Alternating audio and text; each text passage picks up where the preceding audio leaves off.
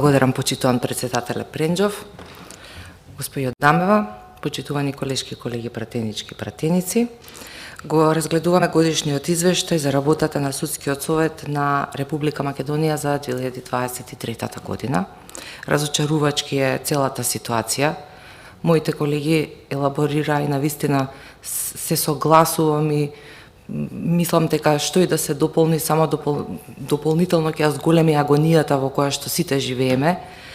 Доволна е она што веќе 100 пати кажано или 1000 пати кажано, веќе станува навика на живење, дека немаме доверба во судството, дека судството е партизирано, дека судството е кронизирано, дека политички спреги влијаат на развојот на кариерите во судско-обвинителскиот систем, дека имате луѓе кои што се неправедно гонети, дека имате инструменти на принуда кои што наликуваат навистина на тоталитарните системи наместо на она што би требало да биде и е дел од доценската мисија за која што зборувавте со мојата колешка Марија. Исто така, сметам дека она што ние како нова власт во нашите заложби и оние професионалци кои што беа консултирани, не се само од Македонија, туку и пошироко во регионот, е укажувањето дека навистина спрегите кои што се длабоко вкоренети во судско-обвинителскиот систем дефинитивно не можат да се ресетираат со еден удар, бидејќи тоа, се согласувам, е тоталитарен пристап, но исто така може да почне со морална и етичка одговорност.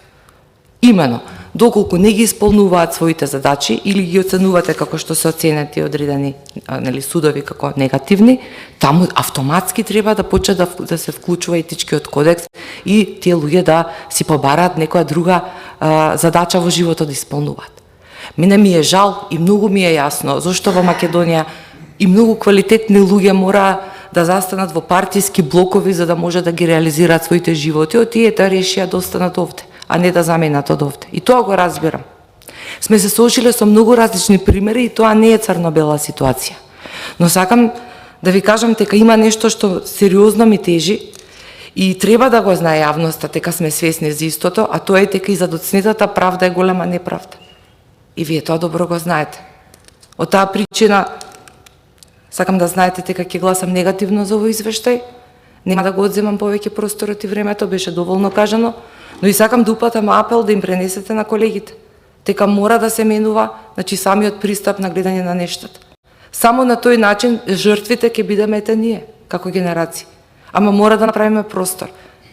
Не може да биде полош од претходно, тоа е страшното, тоа е она што ме загрижува и тоа е она поради кое што сакам јавно да истапам кога говориме на темата. Ви благодарам. Благодарам.